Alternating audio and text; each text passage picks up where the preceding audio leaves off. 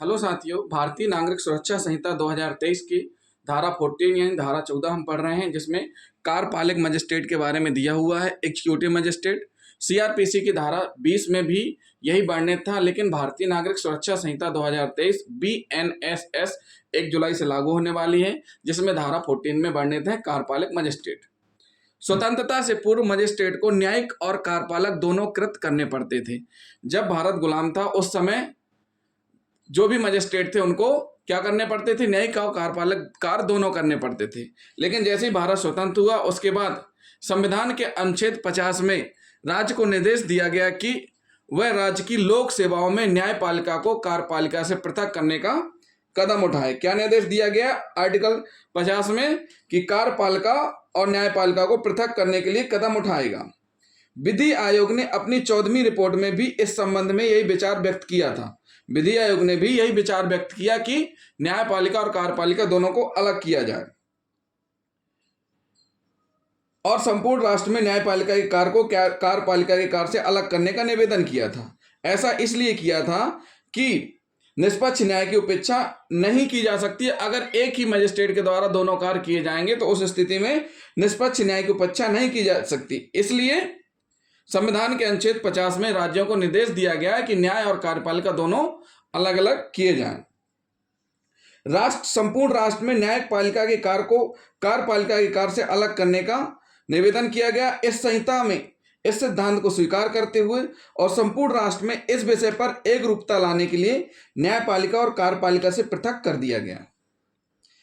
इस संहिता के निमित्त मजिस्ट्रेटों को न्यायिक और कार्यपालिक मजिस्ट्रेटों के रूप में वर्गीकृत कर दिया गया, जो क्रमशः न्यायिक और कार्यपालक कृत्य का संपादन करेंगे। कार्यपालक मजिस्ट्रेट को इस अध्याय के अंतर्गत जिला मजिस्ट्रेट, अपर जिला मजिस्ट्रेट, उपखंड कार्यपालक मजिस्ट्रेट और विशेष कार्यपालक मजिस्ट्रेट के संवर्गों में विभाजित किया गया। कितने वर्गों में? 4। कौन कौन से? जिला मजिस्ट्रेट, अपर जिला मजिस्ट्रेट, उपखंड कार्यपालक मजिस्ट्रेट और विशेष कार्यपालक मजिस्ट्रेट के संवर्गों में विभाजित किया गया। और साथ ही साथ धारा 14 की सब क्लोज 1 क्या कहती है?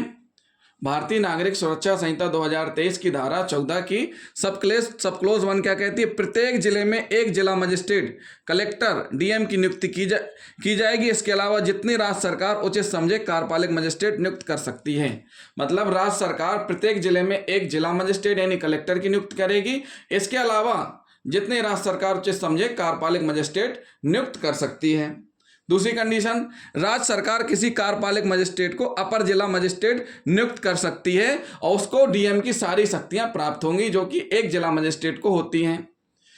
तीसरा पॉइंट, जब कभी जिला मजिस्ट्रेट का पद रिक्त हो तब कोई अधिकारी अस्थायी रूप से कार्यपालक प्रशासन का संभालेगा। मतलब अगर जिला मजिस्ट्रेट नहीं है तो उनकी अब्सेंस में कोई अधिकारी जो भी है वो उस कार्य को संभालेगा और उसको वही शक्तियां प्राप्त होंगी जो कि जिला मजिस्ट्रेट को।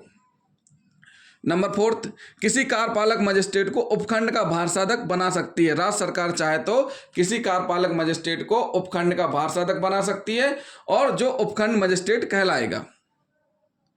नंबर 5, राज्य सरकार साधारण या विशेष आदेश द्वारा उपखंड मजिस्ट्रेट को ऐसी शक्तियां प्रदान कर सकती है जो जिला मजिस्ट्रेट को प्रत्याजित कर सकेगी।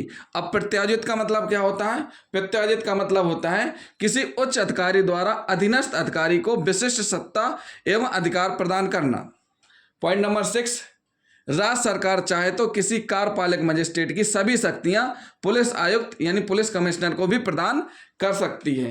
तो धारा 14 कार्यपालक मजिस्ट्रेट क्या बताती है इस संहिता के अंतर्गत कि इस धारा के अंतर्गत राज्य सरकार को प्रत्येक जिले और महानगर क्षेत्र के लिए आवश्यकता अनुसार कार्यपालक मजिस्ट्रेटों की नियुक्ति के लिए उनमें से एक को जिला मजिस्ट्रेट के रूप में नियुक्त करने के लिए सशक्त किया गया है।